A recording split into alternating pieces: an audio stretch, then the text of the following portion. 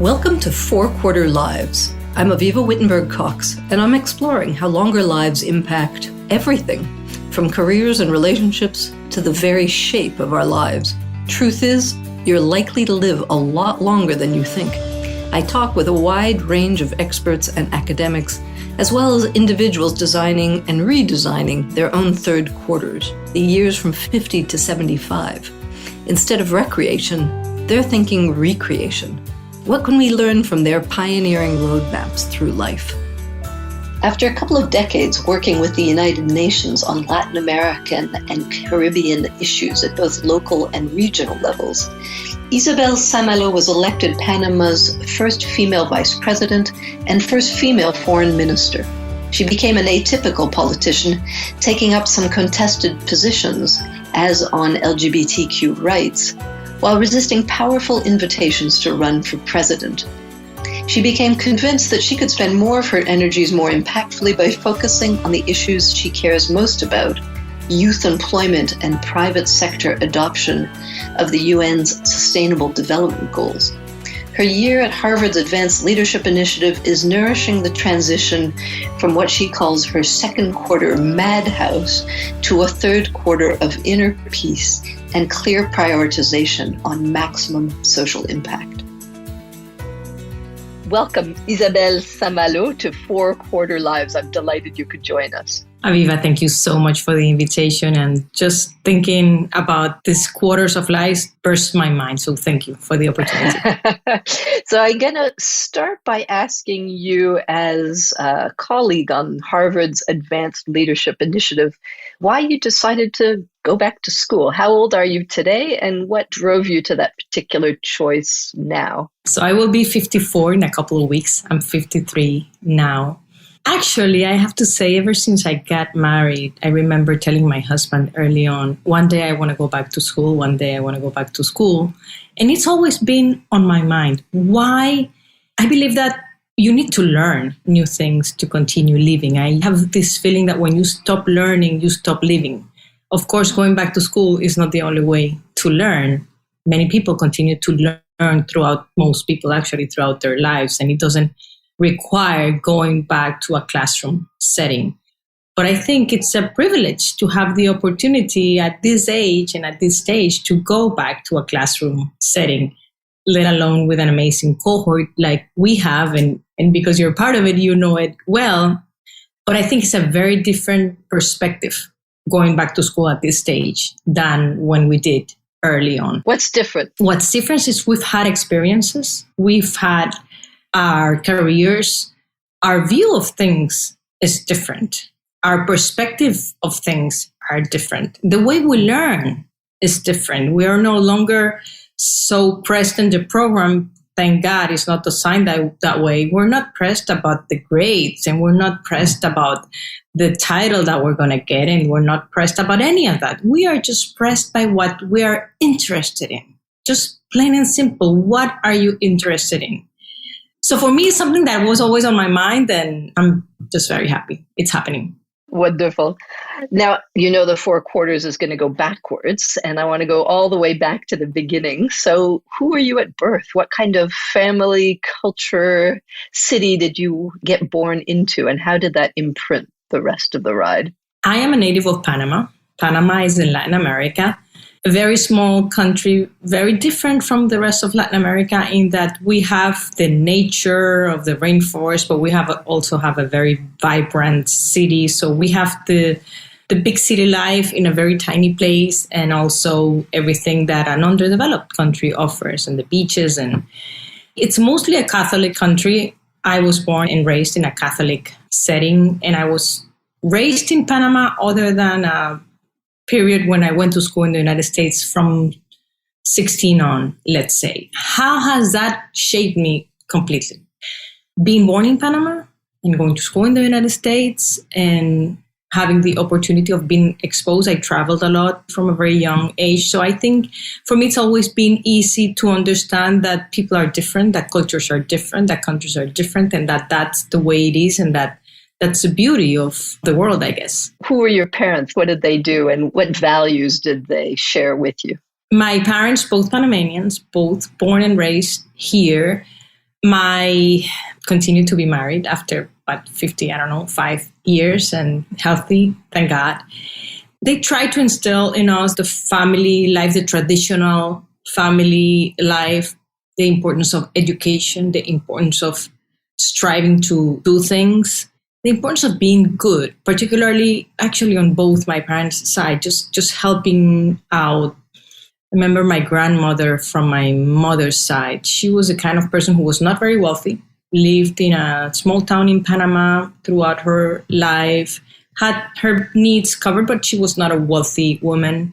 But she was the kind of person that, she would take her clothing off if somebody else needed it. She was just so compassionate, and so I see that in my mother as well, but I saw it very, very clearly in my grandmother because my mother has had a more comfortable life. So it's easier perhaps to see that when you're very comfortable, you can share. Well, no, my grandmother was comfortable, but very basically, and she always shared.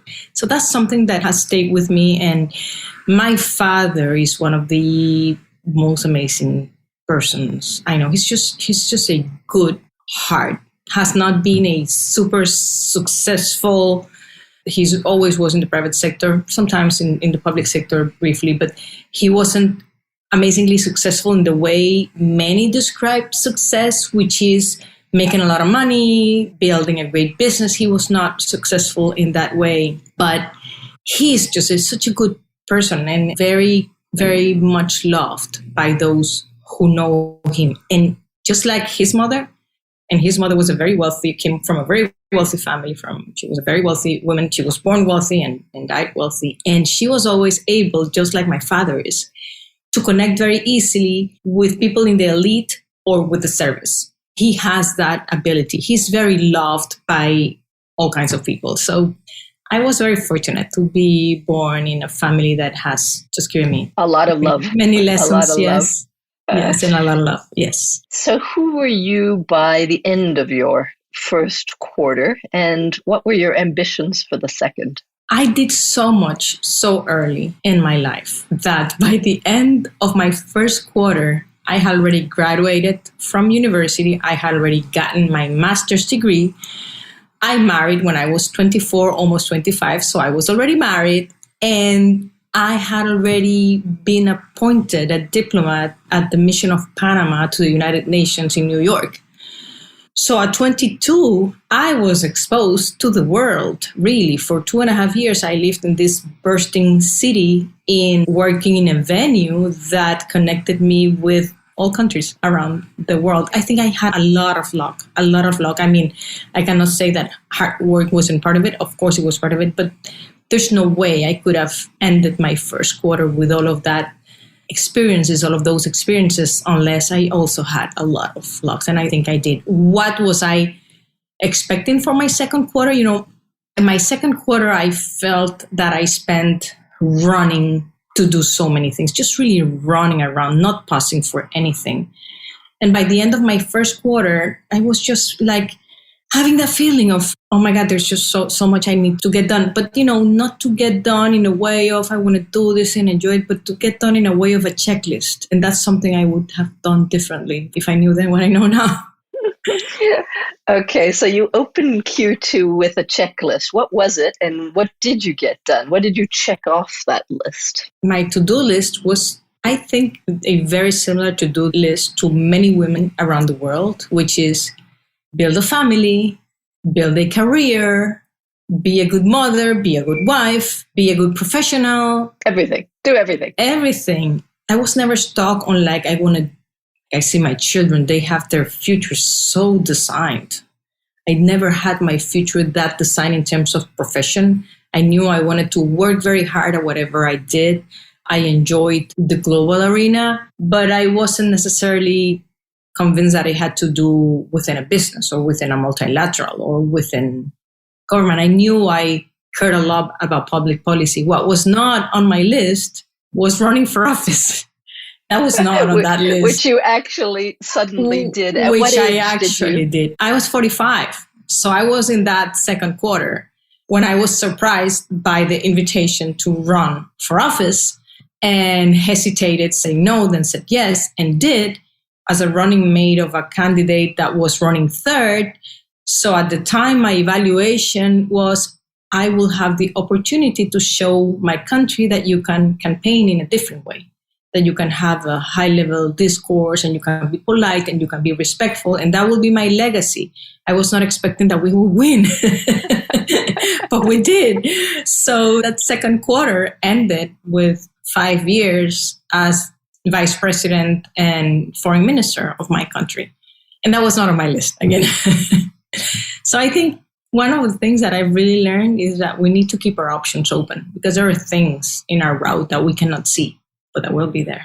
Absolutely. That fall. So what are you most proud of those years of service as vice president and foreign minister? You were the first female vice president. You were the youngest, I think, ever. What were you most proud of those 5 years? Of those 5 years, I think showing that public life does not have to be about being a politician. It's very bizarre. And I cannot say that I am not a politician because, my God, I ran for office and won and was in office for 5 years. So I cannot say that. But I feel that I'm not a traditional politician. And I think that people see that. I really believe that. I mean, I ran as an independent. I do not belong to a political party.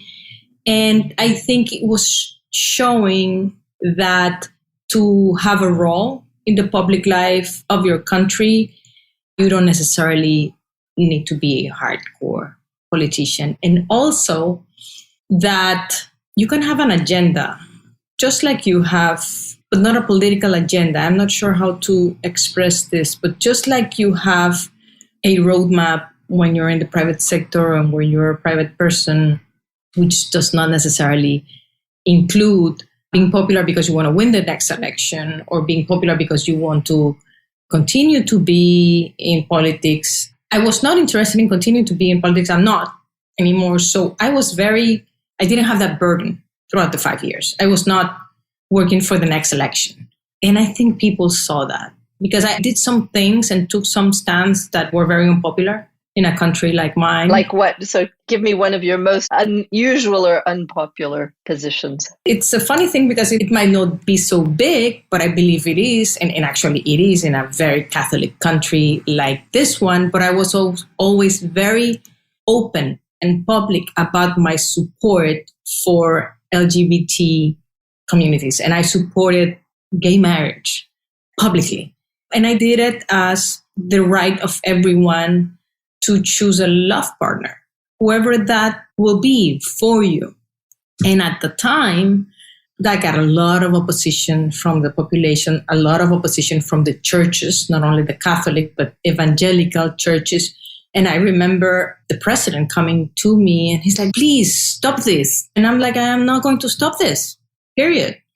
And that's something that I am proud of because there are a lot of things that you do that are not necessarily so popular, but they're not so big in the public arena. But this little thing was very big in the public arena because we are a very Catholic country.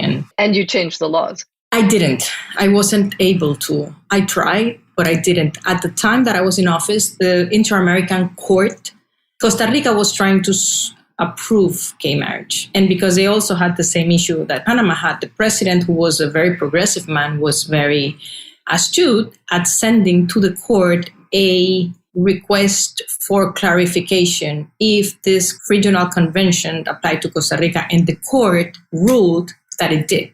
So I got that and prepared as foreign minister a very well-documented paper, which we sent to the Supreme Court, to the Electoral Tribunal, to everywhere, saying why this was also binding for Panama, and tried, but that I wasn't able to.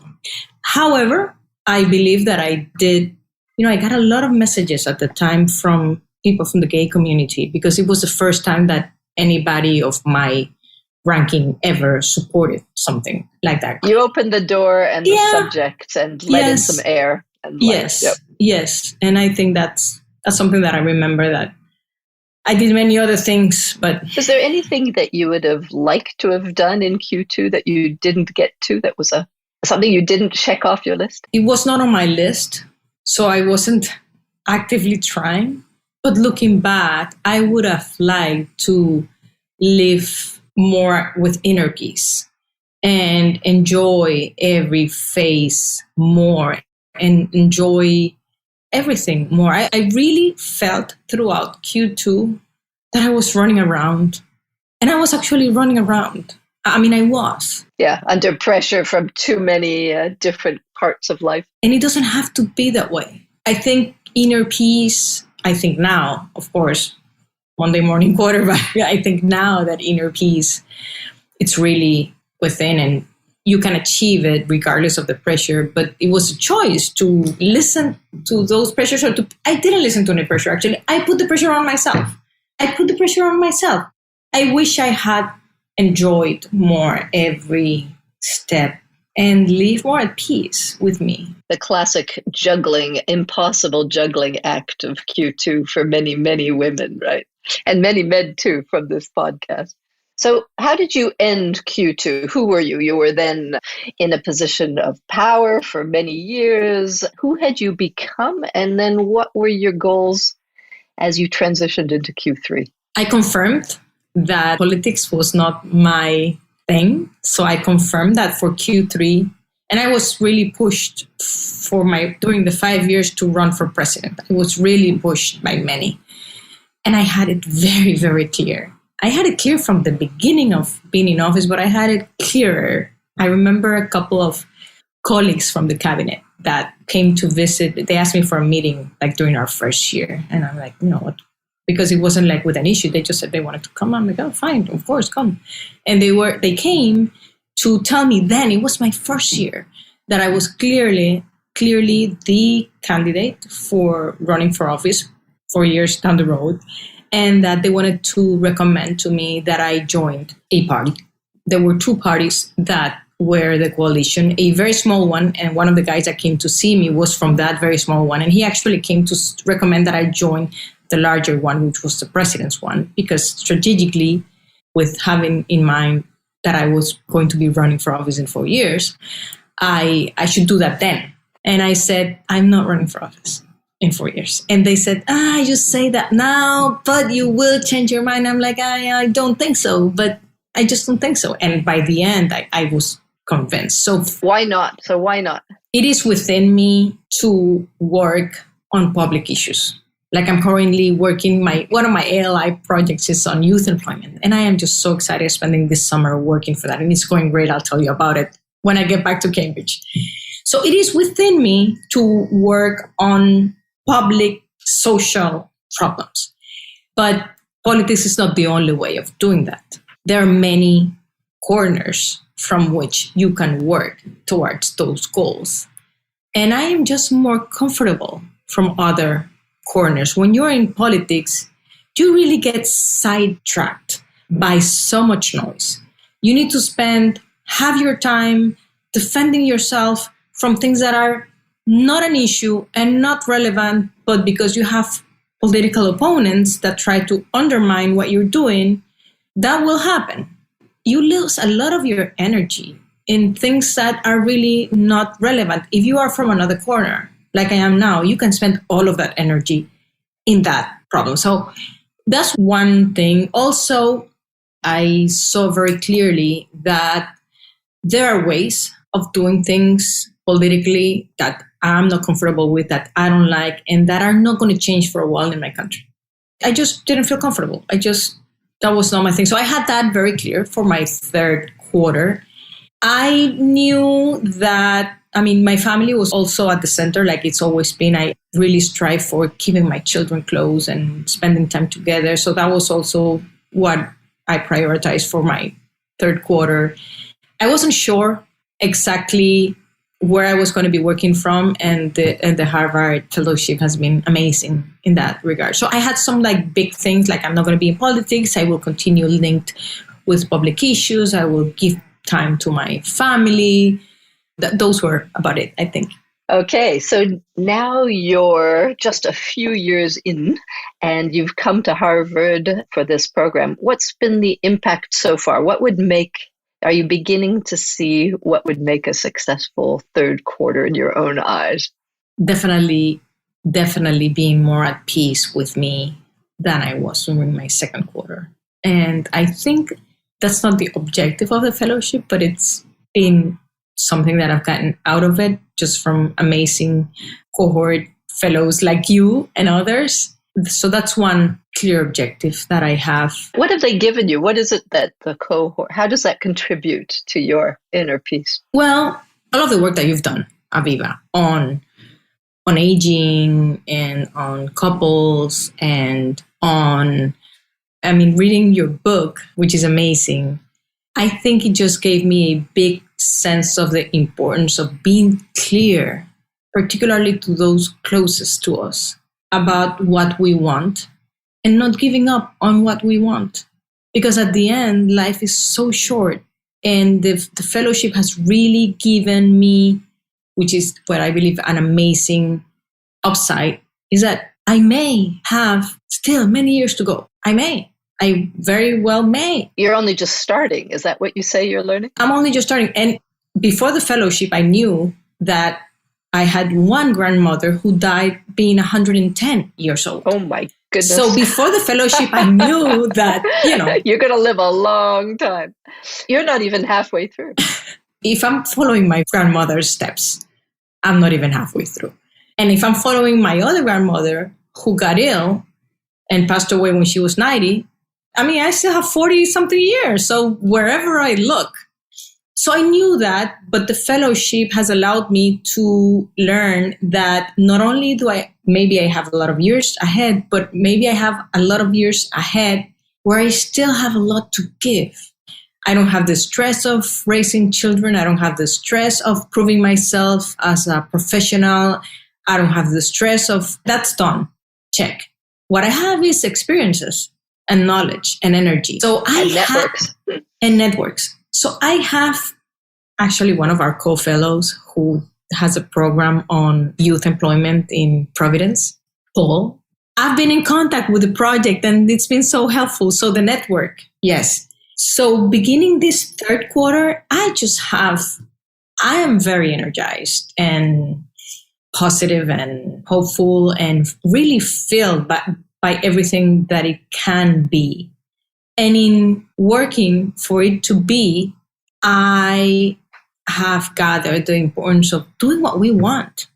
We are human beings with agency. So we have the possibility of doing what we want. And the privilege of choosing. And the privilege. Yeah. Well, yes, we're very privileged. And so this Q3, I'm just very excited about. So what are you focusing on? What's your project? How's it going? And how has it also just evolved during this year? So I have two projects. I will refer to the youth employment one, and then you tell me if we have time to go on to the second one. So for the past 3 years, I've been not able to sleep with youth employment, which is a big issue in Panama, like in many other countries, but it's a big issue in Panama. Most of our population do not go on to university. So they just have a high school diploma and then intend to work. And the numbers are amazing for their lack of possibility to work. And there is a vicious circle of companies asking them for experience and them not being able to get the experience unless they're hired. So the program is very simple. It revolves around creating a big project for internships, paid internships, that will allow them to get that first experience. But not only get the first experience, but doing so in a way that it really turns into a job. So what has changed? Paul's program in Providence is very much designed. Which is Paul Salem, right? And the program is called Year Up. Year Up. It started 20 years ago in Providence. It's today, I think, in 15 cities in the United States. But we had a Zoom conversation last week with his team. And one of the things that really changed the shift that I had is that the training they do, because they train youngsters before the internship, the training they do revolves around the needs of the corporations. So we're not going to ask, we're not going to beg, will you please give these people an internship? We are going to solve a problem for them because corporations have a big problem finding the right talent they need. So we will try to solve a problem for the private sector and for the young people by bridging that gap with training, with choosing the youngsters with a profile for a given opportunity. So that has changed. I did not have that clear at all. What I've done, being in Panama for the past 3 weeks, I have gotten so many partners that I had connected with them while I was in Cambridge, but we've been meeting every week in person since I got here. One of those being the Chamber of Commerce of Panama. So that's amazing because it's an opening door to the private sector, which is very important. And actually 5 others NGOs, which will each play a role. I've defined clearly that we don't need to build a new foundation or a new program. This will be an alliance for youth employment in Panama, an alliance that builds on one NGO that already does training, but maybe adjusting that training, building on another NGO that already does mentorship, but connecting those mentorships to the industry, to the intern, connecting with the Chamber of Commerce. So far, we have about 5 organizations that will be part of this alliance. And actually, in a couple of hours after we end this conversation, I have the first meeting to present the project to try to get seed money for it. So we'll see how that goes. Fantastic. I mean, that really is a sort of almost perfect ALI case study, right? Of a system. I mean, it's very strong on inviting us to map systems, build alliances, not create something new. And also the enrichment from our cohort mates who are already experienced in some of what we want to do, and just gathering from them a recipe that you're applying in your own country. That's a pretty perfect ALI story, right? And actually, many of these things I knew, but sitting in the courses where we saw the systems design and the methodology, it really helped me. It really helped me to tweak some things and be more precise about them. Very exciting. I look forward to, I will come back in 5 years and see how this is growing in Panama. One word on your other project. What's the other? It's on bridging also the gap between the private sector and the global development agenda, the sustainable development goals, and try to drive the private sector to being bigger players in the sustainable development agenda. Depending on the industry, they can concentrate on these different objectives, but I hope to be able to do that from boards or advisory positions. I think there is a lot of interest in that, particularly after the pandemic. The private sector got very clear how exposed we are, but I think there is still a need for knowledge on how to best do that. And your 20 years with the UN might help them a little bit. Yes, yes. So before we end, I want to get a little glimmer of, I'm going to throw you forward into your latter decades, and you have grandmothers who've shown you the way. What for you might be a successful fourth quarter? How do you imagine those decades? I picture myself surrounded by my family, my children, hopefully grandchildren, maybe even great-grandchildren. I met 2 of my great-grandmothers. I spent my first 15 years old. So I hope to be that. And I hope to be able to continue to work and contribute more than work in the traditional definition of work. I have very clear now, and I think that's also the result of our fellowship. I have very clear now that I will be active as long as I can. I don't know what that's going to be, but as long as I can. 1, because I like it. 2, because I think I have things to contribute.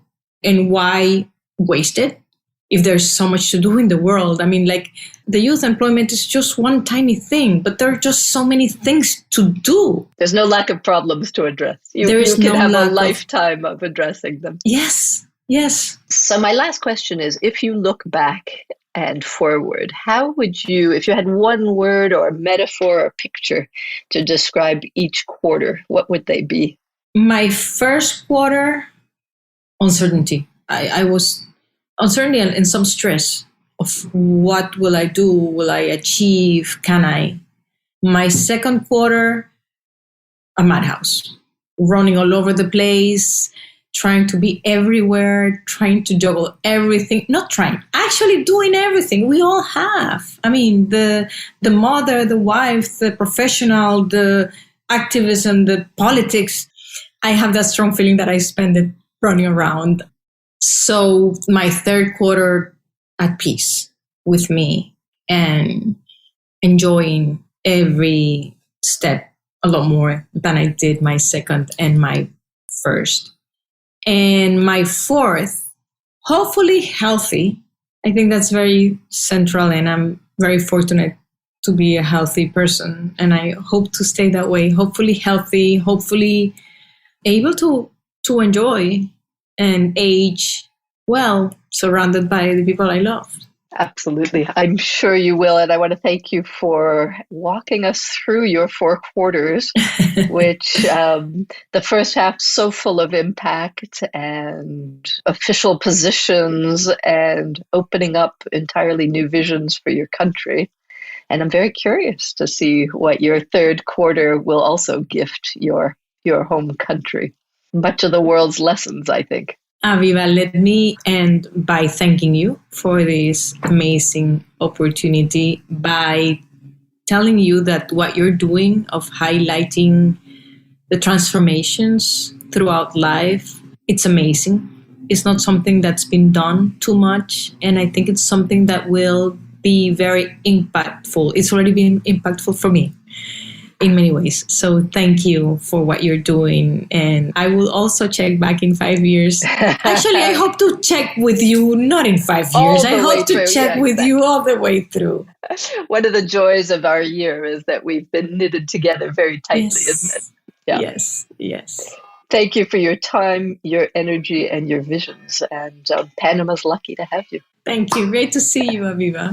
And you. Bye-bye. Bye-bye. Thanks for joining this conversation about 4-quarter lives, where we're designing lives that don't just get longer, but better.